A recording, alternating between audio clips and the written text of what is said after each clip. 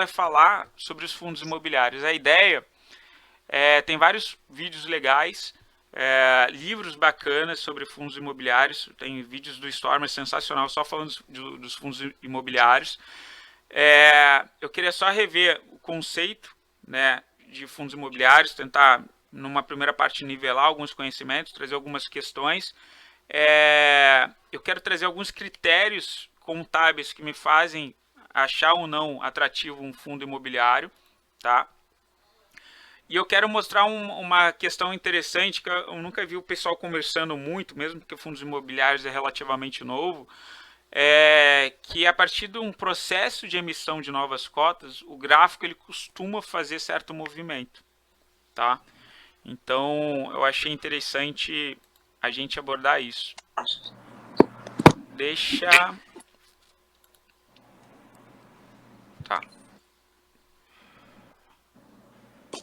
eu só compartilhar com vocês aqui.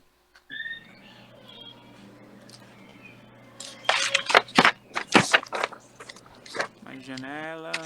Tá. Compartilhar, vamos lá.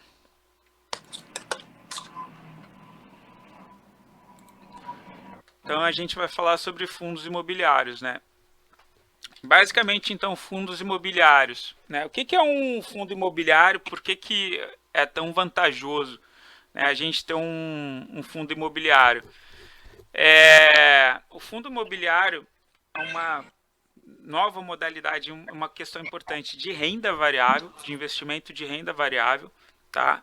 Em que você vai ter lá uma asset, uma gestora, né, que ele vai captar recursos no mercado.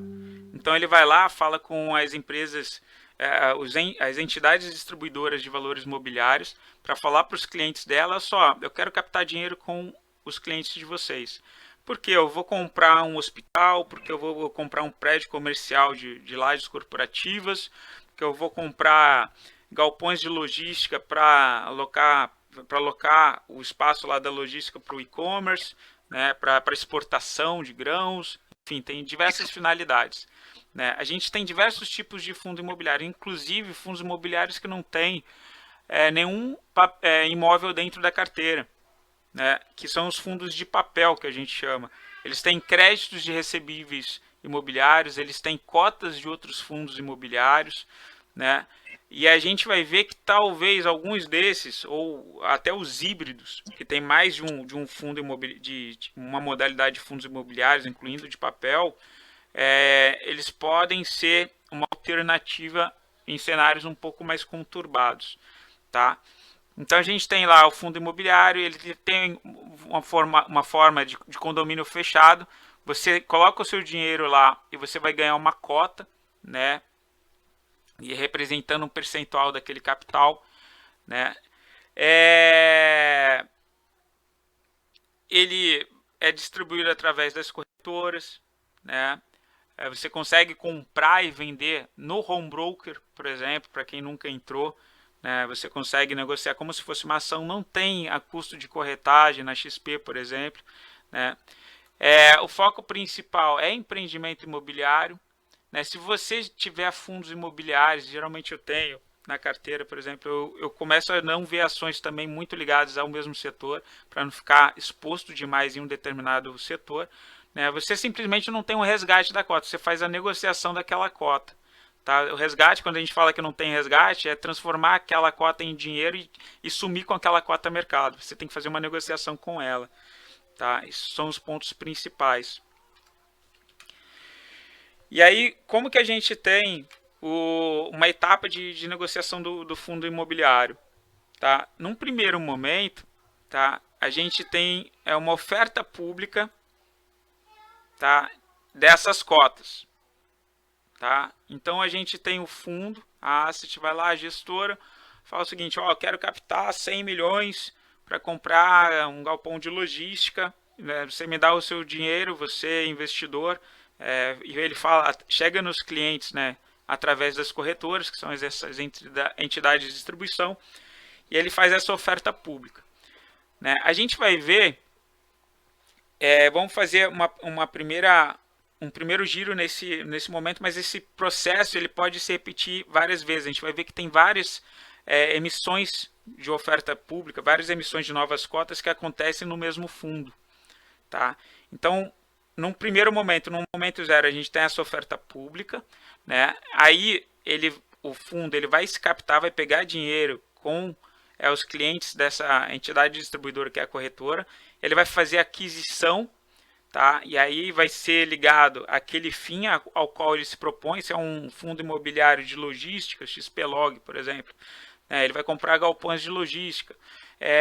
Tem o Max Renda que venceu agora direitos de subscrição, ele é de papel, então ele pega esse dinheiro para comprar novos títulos de outros fundos, créditos recebíveis imobiliários, por exemplo. Então ele vai seguir aquele plano ao qual ele se propôs lá na oferta pública, né? E pelo fato de você ter comprado aquela cota, né, naquele regime de condomínio fechado, enfim, você colocou o seu dinheiro, ganhou uma cota em troca, você vai receber dividendos mensais isentos de imposto de renda.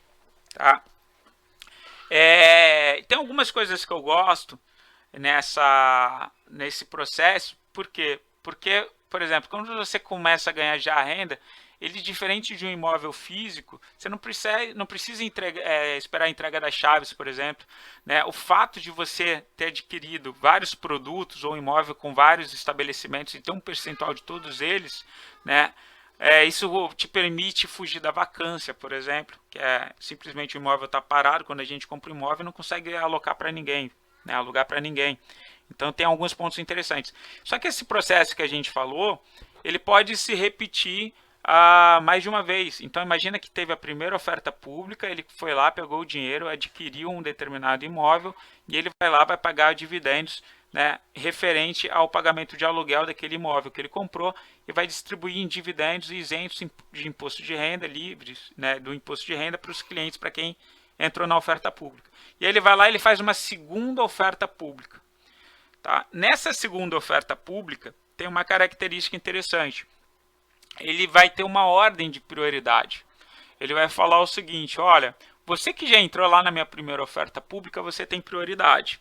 Tá? Eu vou aumentar o meu capital social, né, em 100 milhões. Ele vai fazer um cálculo, né, uma regra de 3 ali. Ele vai falar o seguinte: ó, você vai ter direito a 921 ações. Ele te dá um número preciso. Tá? E você vai poder exercer antes de todo mundo no mercado e sem correr o risco de rateio. Por quê? Porque a gente sabe que quando tem uma oferta pública, às vezes tem mais capital querendo entrar do que disponibilidade. E a gente não consegue pegar todo aquele dinheiro que a gente reservou para entrar na oferta pública. Em outras palavras, a oferta pública, né, ela é tão disputada num primeiro momento, né, na entrada para o público em geral, que às vezes tem mais dinheiro do que eles querem captar. Você reserva, sei lá, 100 mil para comprar daquele fundo imobiliário e de repente você só vai pegar 10% daquilo, porque eles vão também fazer uma regra de 3 e falar: ó, teve muito mais dinheiro querendo comprar as minhas cotas, então eu vou fazer uma regra de 3, ele vai pegar um percentual dentro de todo o valor de reserva que foi feito, né? Considerada o quanto eu estou disposto a captar, né? E você vai pegar apenas um percentual. Então você faz uma reserva de 100 mil e de repente vai pegar 10 mil, por exemplo. Então, no primeiro momento a gente tem essa oferta pública, aquisição, renda. Aí de repente ele faz uma segunda oferta pública. Fez a segunda oferta pública, ele vai falar com quem já tem a cota e vai falar: ó, para nesse novo aumento de capital, você vai ter, sei lá, direito a 9% do que você tinha. Então você tinha 100 mil, você vai ter direito a 90 mil. Ele te dá exatamente o número de cotas que você vai poder subscrever nessa oferta pública. E você vai optar, antes de todo mundo no mercado, nesse novo aumento de capital, né, de repente para adquirir mais imóveis, se você vai querer exercer ou não. Né? E aí ele vai lá, pega ele faz essa oferta pública para quem já tem cota. Isso, né, um primeiro momento. Tá? Depois ele vai para um segundo momento. Né? O que é o segundo momento? Ele vai falar o seguinte: ó, quem tinha direito, segundo o meu cálculo, exerceu. Quem não exerceu, eu vou fazer o seguinte: eu vou oferecer essas cotas para quem também já é cotista, tá? Já exerceu tudo que queria num primeiro momento, né? Mas considerando que outros cotistas não exerceram esse direito de subscrição, eu vou oferecer para quem também já é cotista, tá, as sobras dessa oferta pública. E aí ele vai lá e fala, ó, você já exerceu, a pessoa ela precisa ter exercido nesse primeiro momento, tá? Você já exerceu no primeiro momento, né? Nem todo mundo exerceu nesse primeiro momento e sobraram algumas cotas. Você quer, já que você já é cotista, você vai querer comprar essa cota, né? Por que ele gostaria de comprar essa cota? Geralmente a entrada desse valor que está sendo oferecido para ele é um valor abaixo do valor que a cota já está sendo negociada no mercado, lá no home broker. Né? Por isso que tanta gente quer essas cotas. Aí ele vai lá, aí ele fala, não, eu estou bem com esse fundo imobiliário, já exerci lá no meu primeiro momento, não quero aumentar minha carteira e exposição nesse fundo imobiliário. E aí a gente tem o momento 3. Né? O que é o momento 3 de um processo de oferta pública? O fundo vai falar o seguinte, ó, todo mundo que queria no primeiro momento exerceu, todo mundo que era cotista num segundo momento exerceu sobre as sobras, mas ainda assim sobraram algumas cotas, considerado o capital que eu quero captar. Então vamos oferecer para o mercado, vamos liberar para todo mundo. Quem quiser entrar, o valor da cota é esse, geralmente é um valor abaixo do valor negociado a mercado. A gente vai ver que existem algumas estratégias em função disso. E aí a pessoa vai lá, o público em geral, os clientes daquela entidade distribuidora que é a corretora vai lá e vão querer entrar. Eles que não estavam aqui dentro, não tinham cota ainda. Pode ser que um cara, de repente, ele não exerceu no primeiro momento porque estava sem dinheiro, não exerceu, não vai poder exercer no segundo porque ele não exerceu no primeiro, ele já era cotista, ele só vai vir exercer aqui. O grande problema desse terceiro momento é que ele vai estar sujeito a um rateio maior. Enquanto aqui eles calculam exatamente o quanto que a gente vai poder subscrever e não vai ter esse rateio, esse risco de eu pedir mais e só conseguir levar menos, né, um percentual menor do que eu efetivamente quero, aqui existe uma probabilidade muito grande, né, de você conseguir pegar bem menos do que efetivamente você quer. Tá? A gente tem visto rateios de 5%, 10%, né, de fundos muito bons. Você pede 1 milhão e consegue pegar 50 mil. Né? Tem rateios bem duros. Até aqui tudo bem? Deixa eu ver lá se está na parte escrita. Como entrar se não sabemos os detalhes do investimento e sim dos gestores? O Wagner está perguntando o seguinte, ó, poderia dizer o pipeline como entrar se não sabemos detalhes do investimento e sim dos gestores? Existe um material, Wagner, que está disponibilizado tanto nos sites dos fundos, tá, e que vai nos e-mails também, que detalha exatamente o projeto, para que eles estão querendo captar o dinheiro, qual é o histórico de dividendos pagos nos últimos 12 meses do fundo, o que o fundo tem no portfólio, né? Tudo isso vai ser fundamental você ler esse material, que eles chamam de material publicitário, antes de entrar, para você saber exatamente de onde você está colocando. É a mesma coisa, quando a gente entra numa empresa, que a gente compra uma ação, você vai virar sócia daquela empresa, e às vezes eu me assusto quando eu falo com o pessoal não sabe nem o que a empresa faz, né? É a mesma coisa do fundo imobiliário, como se você estivesse comprando um imóvel. É legal ler isso porque você não vai comprar teu imóvel em qualquer lugar, se fosse para ti, uma casa tua. E é isso que você está fazendo, você está comprando uma cota de um imóvel, né? Pode ser um galpão de logística, pode ser alguém que vai negociar títulos relacionados a imóveis, né? Mas é interessante a gente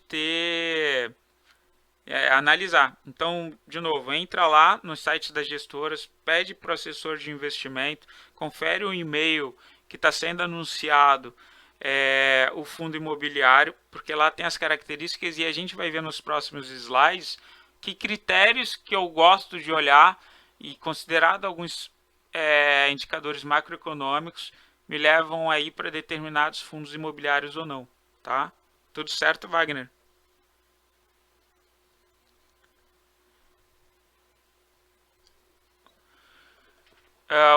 O Fábio está perguntando, cadê o lucro do meu fundo imobiliário? Os fundos imobiliários, eles sofreram bastante, tá? A gente vai falar sobre isso também, tá? Beleza. Vamos voltar lá pro...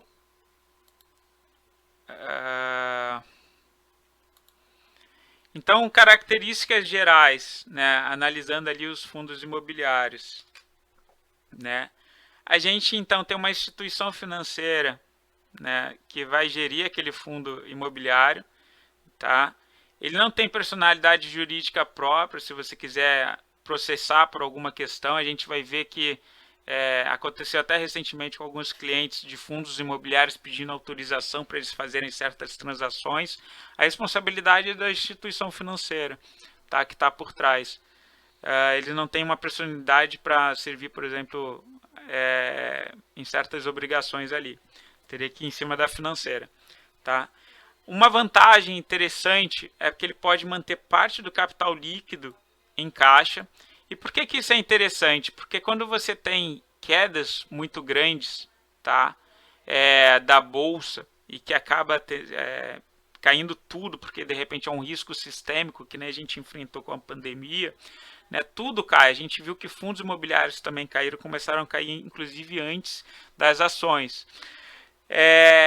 O fato de várias entidades poderem ficar líquidas, né, isso preserva de certa forma o capital. Isso não acontece, por exemplo, num fundo de ação. O fundo de ação ele precisa ter pelo menos 67% do capital investido, né? Eu trabalhei, né, no conselho de previdenciária e de indústrias de celulose, enfim. E lá, por exemplo, você tem um gabarito assim que você precisa estar enquadrado na distribuição do seu portfólio. E quando a bolsa começou a cair muito em março, tá, que a renda fixa estava subindo muito fraca, muito mal, né, com uma rentabilidade bem baixa, eles tiveram que correr na SUSEP e pedir autorização, obviamente, dos beneficiários e pedir uma recalibração, um reajuste da distribuição do portfólio deles, porque se eles dependessem só da renda fixa, né, eles não conseguiriam pagar as aposentadorias daqui a 5, 10, 15 anos. Então eles tiveram que aumentar, por exemplo, no portfólio, a participação de renda variável. Eles aumentaram a participação também de fundos imobiliários, né, dentro da carteira deles.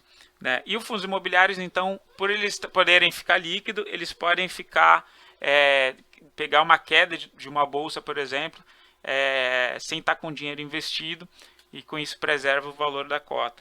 Tá? Eles fazem o aumento de capital, então, nessas emissões.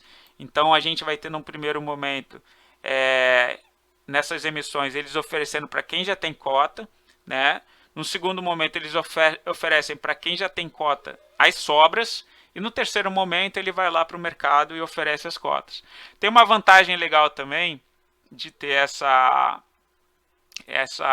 esse produto, eu acho, em carteira, que é o seguinte: é o mesmo motivo que eu gosto também de ter boas ações pagadoras de dividendos. Eles são isentos de imposto de renda, tá?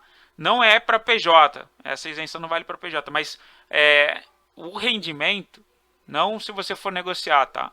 Se você for negociar, a alíquota do imposto de renda é 20%. Mas os dividendos mensais que você recebe, ele é isento de imposto de renda, tá? Outra coisa que é legal, você não fica preso a um só estabelecimento. Isso é um dos meus critérios de escolha, por exemplo. Né? Tem fundo imobiliário que está atrelado a um imóvel, aconteceu isso recentemente no ano passado. Você imagina, você tem apenas um imóvel, um galpão de logística, ele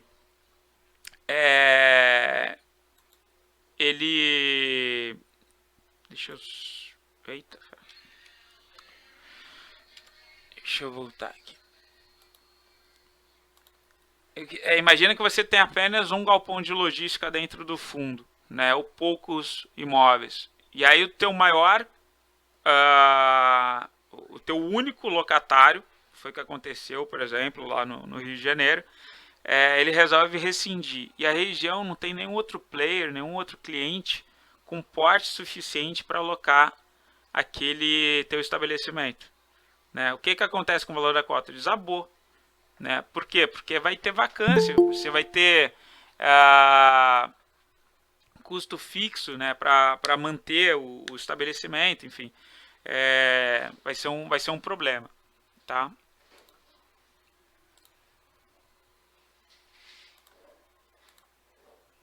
Vamos voltar lá. Então, voltando aqui, então a gente tem uma diversificação, é sempre interessante saber o que eles têm no portfólio, né, para fugir de um risco de um determinado estabelecimento.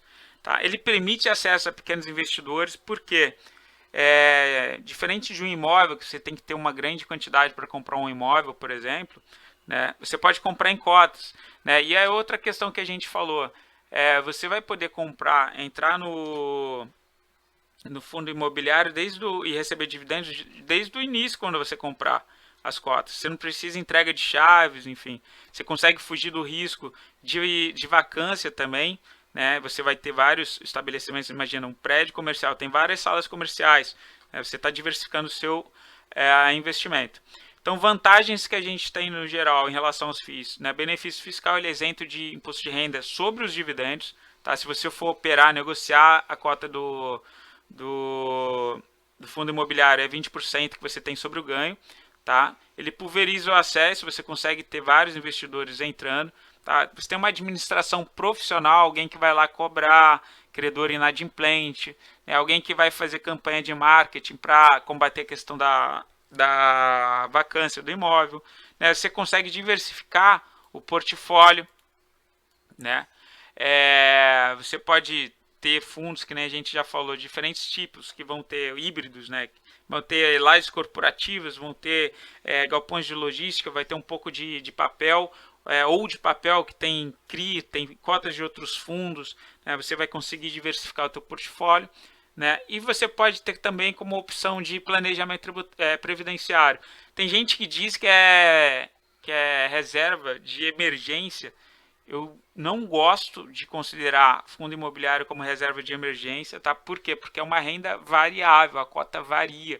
E isso, para quem está chegando no mercado de renda variável, pode assustar, tá? Então, assim, pode considerar como um pagamento previdenciário? Pode, ele vai te pagar dividendos mensais, em regra, tá?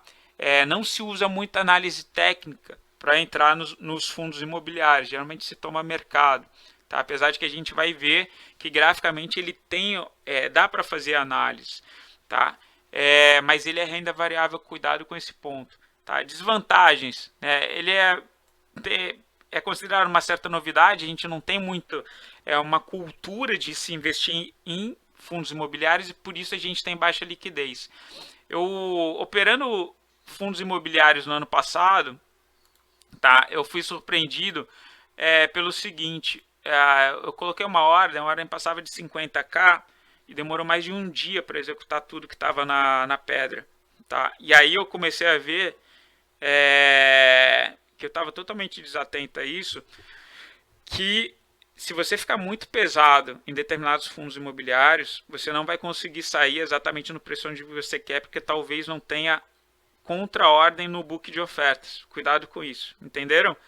Então, assim, tem pouca gente negociando, menos que ação, né? E pode ser que, de repente, no momento de volatilidade, de oscilação do papel, não tenha contra-ordem, não tenha gente disposta do outro lado lá do book a fazer negócio com você para você sair ou entrar de uma posição.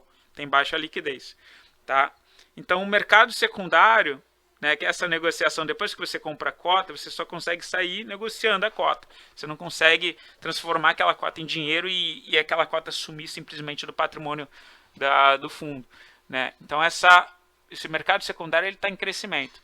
É verdade que com a queda da renda fixa aumentou muito a procura para o mercado secundário. Inclusive, saiu uma reportagem essa semana sobre o Money Times, dizendo que cresceu bastante e com isso está gerando um pouco mais de liquidez. Tá? Em relação aos imóveis, né, você tem a propriedade direta, não tem que se preocupar, né, sobre questões, por exemplo, de gestão do imóvel. Né, você decide o que você vai fazer com o imóvel. É uma questão cultural, as pessoas se sentem mais alinhadas em ter imóvel, né? O brasileiro tem muito isso, assim, primeiro você quer um celular, depois você quer um carro, depois você quer uma casa, e depois você vai se preocupar com a tua aposentadoria, com os teus investimentos e ter um lucro sobre o capital próprio, né? Fazer o dinheiro trabalhar por você, você ter uma carteira de repente previdenciária, alguma coisa que vai te fazer ganhar dinheiro quando você quiser trabalhar menos. É uma das últimas preocupações do brasileiro, por enquanto, isso tende a mudar. Né? Você tem a escritura, a propriedade certinha no RGI, né? Até para combater, sei lá, pessoas que estão querendo entrar no imóvel, enfim. Né? Mas você também tem desvantagens, né? Por exemplo, se você está num período de crise, está todo mundo querendo vender os imóveis, né?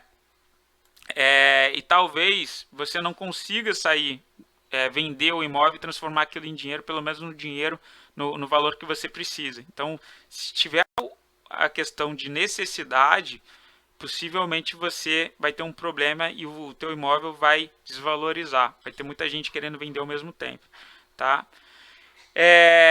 Um investimento não fracionado, isso é uma desvantagem, porque enquanto no fundo imobiliário você compra cota, você consegue ter uma diversificação, diferentes tipos de fundos imobiliários com cotas já ganhando dinheiro em cima, aqui não.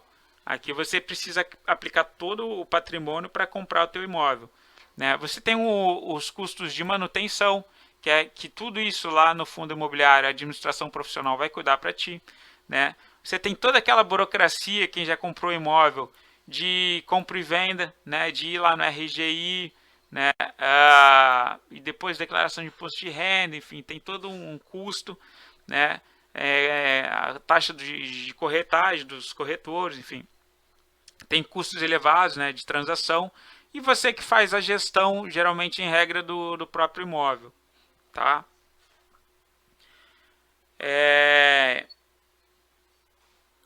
Até aí tudo bem, pessoal?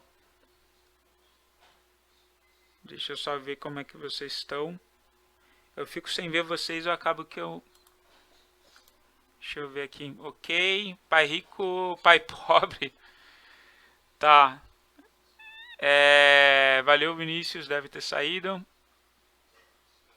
Quem tava muito início em shopping sofreu bastante, Douglas.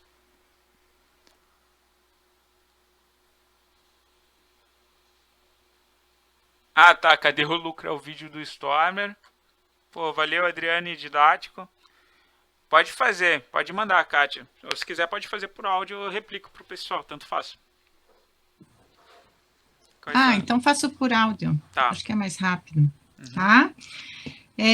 Eu tenho, então, aqui 3 dúvidas, né? Os fundos podem comprar cotas e guardar em tesouraria como as empresas fazem? Pode. Porque eu tenho visto que fundos têm muito dinheiro em caixa, né? Eles estão esperando oportunidades. Quer dizer, eles podem comprar e vender cotas? O condomínio, ele tem lá, né, o estatuto do condomínio, tá? De como vai funcionar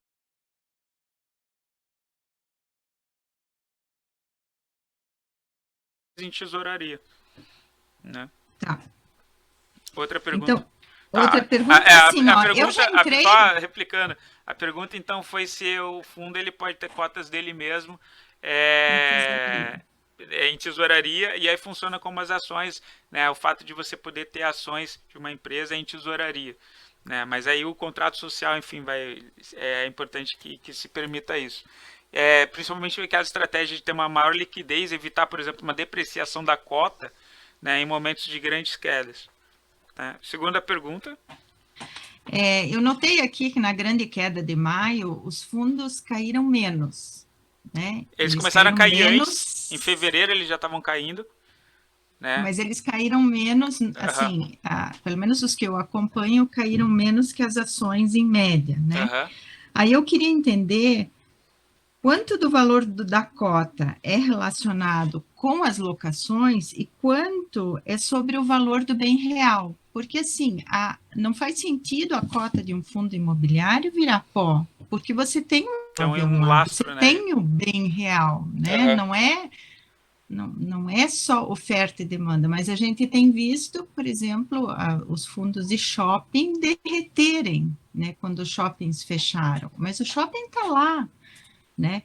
Então, eu não sei qual é o racional do fundo imobiliário, né? O fundo imobiliário, tudo isso é um pouco novo, né? Então a dúvida deixa eu ver se eu entendi, a relação entre o preço que está sendo negociado e o valor patrimonial, né, do imóvel.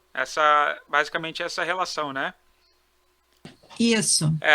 Que é o indicador do P sobre VPA, que a gente comentou, inclusive, na semana passada. Assim como uma ação, né, o P sobre VPA, o preço dela negociado sobre o valor patrimonial,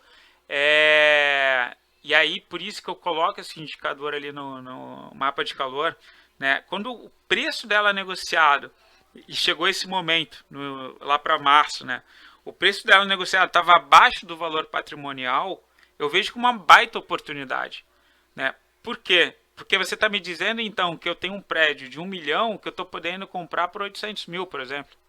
Né? O preço dela negociado está mais baixo do que quanto vale o patrimônio. Eu estou comprando uma ação de uma empresa, que na verdade é um fundo, que tem um imóvel lá lastrado de 1 milhão e eu estou comprando como se o imóvel estivesse valendo 800 mil. Então é uma baita oportunidade, é um indicador que sinaliza o momento de compra. Mas o valor, geralmente o preço, é acima do valor patrimonial, né? E eu concordo contigo, tem seguro, o imóvel simplesmente ele não vai sumir, assim como uma empresa também, muitas das empresas, né? Todo aquele know-how, todo aquele empreendimento que foi colocado lá, aquele fundo de comércio, né, que está processando e gerando recursos, aquilo dali, em regra, não vai subindo nada. Mas o preço negociado a mercado, né, que a gente consegue, inclusive, chegar nesse preço por diversas formas de valuation, Graham, por exemplo, ele costuma ser acima, por quê? Porque você tem uma ideia futura de rentabilidade daquele fundo imobiliário. Então ele tende, quando ele está muito esticado, eu vejo que ele está caro, o preço negociado no mercado está muito esticado do valor patrimonial, ele está extremamente caro, né? Tem gente que diz que quando está uma relação de 1,2, né, quer dizer, está 20% acima do valor patrimonial, ele já está muito caro. E quando eu vejo que ele está abaixo de 1, por exemplo, quer dizer, eu estou entrando a um valor mais baixo do que vale o patrimônio, né? Uma baita oportunidade de entrada, porque você está comprando um prédio, por exemplo, com um desconto bem interessante. Não sei se eu te respondi. Não, ficou claro. Tá? E o terceiro Tá. ponto? E o terceiro é assim, eu já entrei em vários lançamentos, tá? Eu já estou no fundo imobiliário há alguns anos, eu diria. E depois do lançamento, ou as cotas sobem ou as cotas caem, né? Teve fundos que a cota disparou e depois teve fundos que a cota despencou. Quer dizer, também tem um racional nesses lançamentos, porque assim, você faz as análises e você faz isso eu vou mostrar a seguir. Ah, tá bom. Então, eu vou mostrar a dinâmica do gráfico de um fundo. Porque eu não entendi por que esse negócio ou dispara ou despenca, sinceramente. Mas eu vou te mostrar mais ou menos um racional, tá? Então, beleza, deixa eu correr ali, porque eu não gosto de fazer muito longo. Vamos. Então, basicamente, a gente viu. Beleza. Né? Então, a gente tem os indicadores. Todo mundo vendo como escolher bons FIIs? Só me respondem no áudio que eu tirei a imagem ali. Mas, alguém poderia me confirmar no áudio ali? Tá perfeito. Beleza, valeu. Então, alguns indicadores que eu olho, tá? Primeiro, eu vejo, eu gosto sempre de me situar como é que está a questão da macroeconomia. Então, por exemplo, eu vejo uma coisa que eu acompanho sempre, a inadimplência. Como é que está a inadimplência? Né? Como é que está o aumento de desempregados? Né? Como é que está o PIB do Brasil? Né? Como é que o PIB do Brasil está indo para baixo, porque isso vai influenciar, por exemplo, no imóveis industriais. Quando eu vejo, por exemplo, aumento de desempregados, quando eu vejo aumento de inadimplência, eu lembro aqueles fundos imobiliários, por exemplo, ligados à locação residencial, venda de imóveis residenciais, ou shopping center, por exemplo, né, você sente que eles vão ser prejudicados. Por quê? Porque as lojas vão vender menos. né? A receita dos shoppings provavelmente vai cair, né? Quando eu vejo, por exemplo, que o PIB está caindo, né, provavelmente lajes corporativas, espaços destinados à indústria, né, tudo isso vai sofrer algum baque, tá? Então, o que a gente vê? A gente vê a vacância, a gente vê, quando a gente vai analisar esse relatório, né, que a gente recebe sobre os fundos imobiliários nessas emissões, o material publicitário que está lá no site dos fundos, mas o assessor ele consegue mandar para ti. Ele mostra quantos % daquele imóvel está vacante, está desocupado, né, do conjunto de imóveis que eventualmente o fundo tem, né? Ele te mostra, você consegue ver o histórico de pagamento de dividendos daquele fundo imobiliário, né? Para saber se é interessante, se ele de fato tem bons contratos, né, tem uma boa rentabilidade, o aluguel está pagando bastante em relação ao capital investido, né?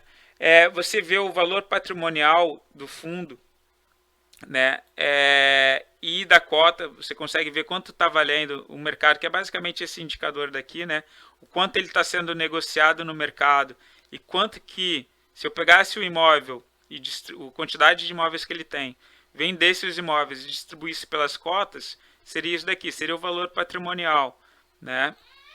E aqui o preço é o valor dessas cotas sendo negociadas no mercado, né? A gente tem também a taxa de retorno, né, cap rate, se eu considerar os dividendos, né? Em quanto tempo eu teria o retorno daquele meu investimento considerado a média de dividendos que ele tem pago, né? Todas essas informações estão no material publicitário, tá, pessoal? É interessante dar uma olhadinha. Você vê o valor por metro quadrado, né? Quanto é que ele está cobrando de aluguel por metro quadrado que ele tem disponível, né? Você vê o total de área bruta que ele tem, inclusive a quantidade de imóveis, né, que ele tem disponíveis para a gente não ficar preso a um determinado estabelecimento, né? A gente vê o valor por metro quadrado do imóvel, tá, em relação à cotação, né? Se ele está hipervalorizado ou não, onde que está situado aquele imóvel, né? E é outra coisa importante que o pessoal dificilmente se preocupa, a taxa de administração. E isso daqui tem importado bastante, porque, inclusive, eu estava falando antes com o cliente estava vindo, fundos de renda fixa, por exemplo. Com a queda da renda fixa, né, os fundos eles estão pressionados em melhorar a taxa de administração, porque a taxa de administração alta vai corroer os rendimentos.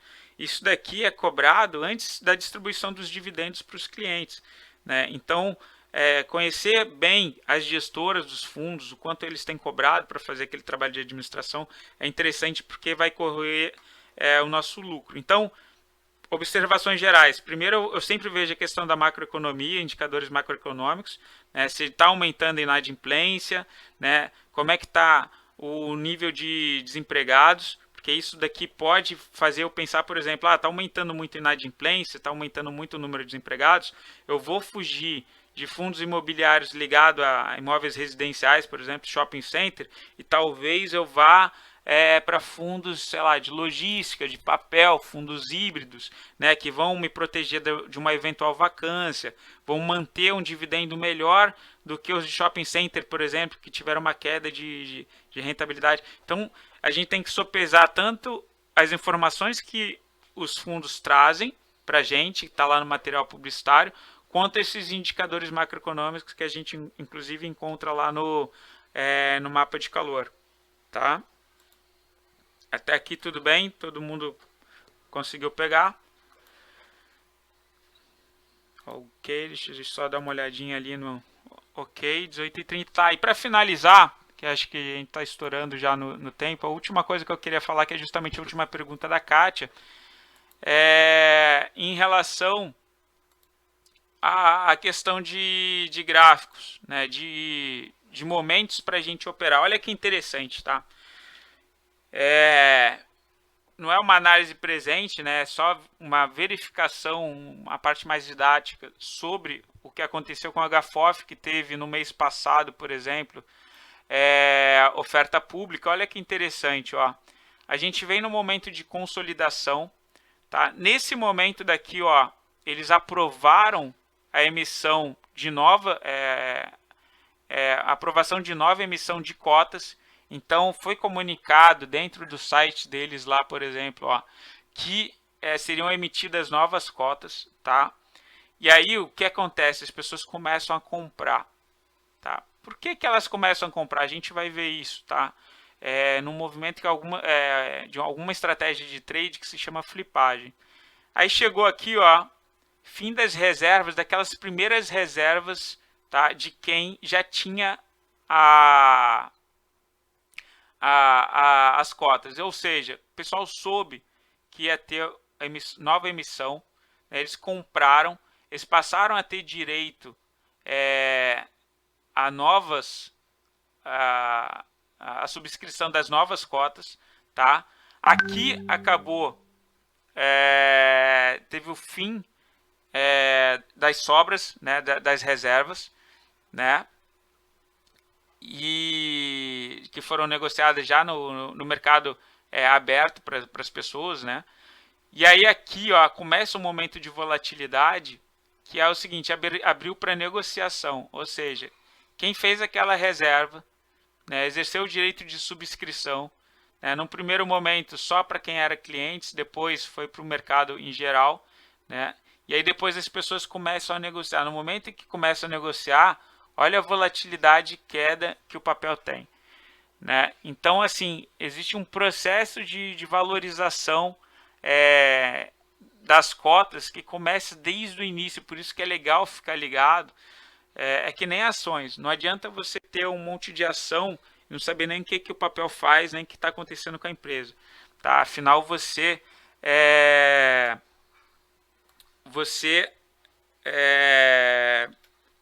ficou sócio de uma empresa, que é a mesma coisa, fundo imobiliário, né? Você tem que saber o que está acontecendo com aqueles fundos e saber acompanhar bons fundos.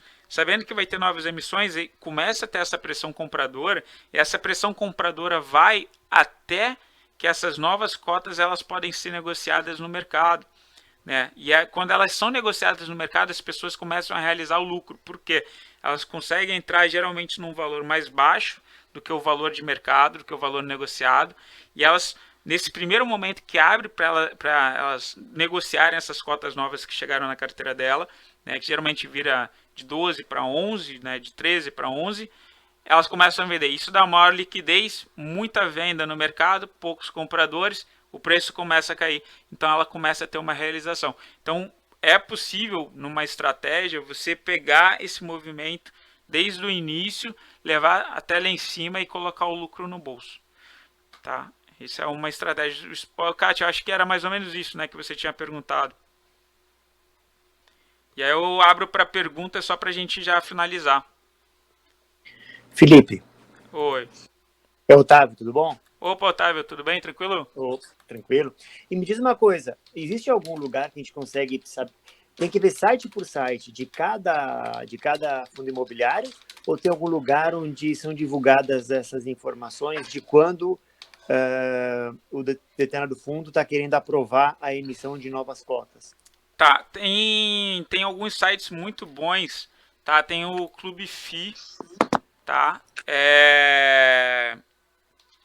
Deixa eu pegar aqui, ó. Vou pegar alguns fundos imobiliários.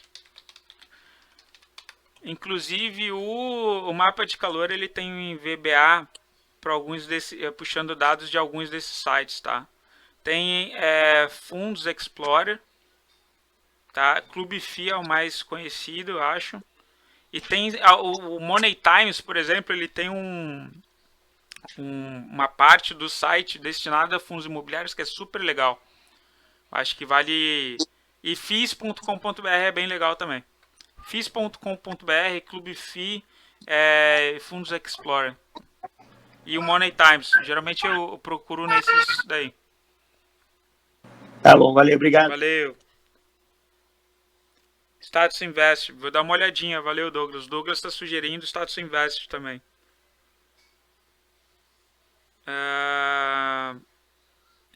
Um ponto que o Edson falou ali nos indicadores, sim, ele diz que cada espécie de fundo tem métricas diferentes, verdade. quando a gente monta uma carteira de fundos imobiliários, a gente tem que pensar em diversificação, inclusive, de setores. É que quando eu falo ali em macroeconomia, talvez, assim, quando você está num período recessivo, com um aumento de desempregado, aumento de inadimplência, eu vou buscar fundos que vão me proteger um pouco de um estado recessivo do país. Então, fundos híbridos, fundos de papel, fundos que se beneficiam com exportação de commodity, porque o dólar sobe, a commodity fica valorizada no mercado internacional e de repente eu vou ver o que tem desses fundos, né, dentro de carteira que podem se beneficiar dessas exportações, inclusive nos papéis, nas ações. Quem conversa comigo, eu sempre reforço para vocês, me liguem de pelo menos de 15 em 15 dias para a gente ver a carteira e ver as estratégias de macroeconomia, enfim, ver o que a gente pode ver do cenário. Mas tem papéis que são sazonais. Exemplo, Porto de Santos. Né? Se você pegar Porto de Santos, pelo aumento de exportação, volume de grãos, inclusive saiu uma reportagem que está lá no mapa de calor de hoje, falando sobre aumento de exportação de soja para a China. Né? Porto de Santos tem um fluxo muito grande, uma alta muito grande no papel, de maio até dezembro, porque tem a saída maior de grãos.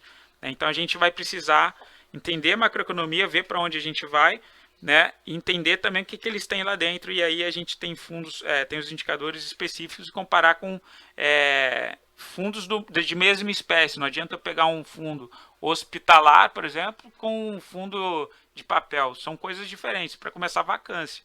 Né? O fundo de papel não vai ter o risco da vacância. Alguma outra coisa? Pessoal, eu vou encerrar aqui então. Eu vou ter uma outra reunião com o cliente, começando agora. Qualquer coisa eu vou editar, né? Posto lá no YouTube. Mas vai estar disponível também para o pessoal. E qualquer dúvida, escrevam, né? Criem esse hábito de sempre ligar, de a gente falar pelo menos 15 em 15 dias, ver a carteira, ver rebalanceamento de carteira, tá? E obrigado aí pelas participações. Tá bom? Beleza, Edson. Beleza, Kátia, Douglas, Otávio. Pessoal, beijos, se cuidem. Tem uma outra reunião, não para. Falamos aí. Até mais. Valeu, Wagner. Valeu, Simão.